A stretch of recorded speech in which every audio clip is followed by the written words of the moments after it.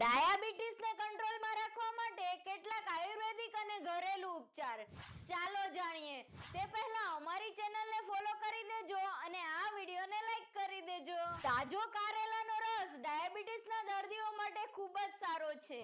જામુનના બીજનો પાવડર ડાયાબિટીસના દર્દીઓ માટે ખૂબ જ અસરકારક છે। તે લોહીના શુગર લેવલને નિયંત્રિત કરવામાં મદદ કરે છે। ગિલોયનો કાઢો પીવાથી શરીરમાં ઇમ્યુનિટી વધે છે અને બ્લડ શુગર પણ નિયંત્રણમાં રહે છે। દાલચીની ચા અને પાણી સાથે મિક્સ કરીને પણ લઈ શકો છો। તે બ્લડ શુગર લેવલને ઓછું કરવામાં મદદ કરે છે।